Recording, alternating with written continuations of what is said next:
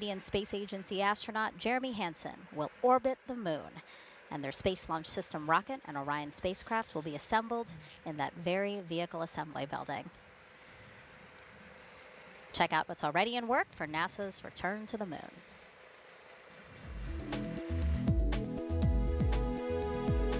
Engineers inside the Neil A. Armstrong Operations and Checkout Building at Kennedy Space Center lowered the Orion spacecraft into a vacuum altitude chamber with the help of a 30-ton crane. The chamber simulates deep space to test for any electromagnetic energy that could damage Orion as it travels away from Earth. Meanwhile, the Artemis II crew completed an underway recovery test at sea. This exercise mimics Orion landing and recovery procedures when the crew splashes down in the Pacific Ocean off the coast of California. Navy divers and boats approached a mock-up Orion capsule and helped the astronauts into helicopters, which then flew them to a nearby naval ship, just like they'll do during the mission.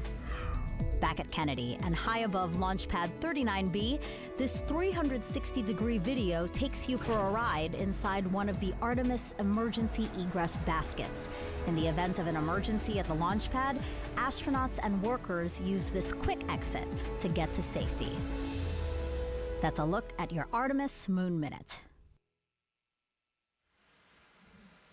And it's important to mention that, working with commercial partners like Boeing through the Commercial Crew program really allows NASA to focus on these other goals, like returning to the moon. I think we're in the golden age of space exploration, and we're going to keep working on getting more people into space and building a low Earth orbit economy and exploration to Moon and Mars. This is an exciting time.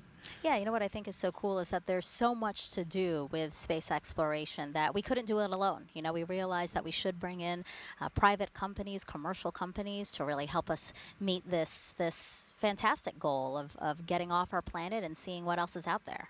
Well, there's a lot of opportunities for young scientists and engineers, STEM fields out there. So any of you kids out there, study hard. We could use you in the space program.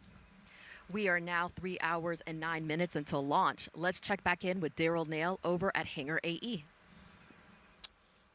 All right, thank you, and good morning as we track the crew on their way to the pad, and they do so with some beautiful sunshine in their faces. That Florida sunshine is cooking up some heat, though. We're going to get into the 80s by the time we hit T0. But the good news is not expecting any significant issue from the weather. That doesn't mean they're not tracking a few things as we look off to the east. Outdoors, the temperatures, again, comfortable. Winds are light. That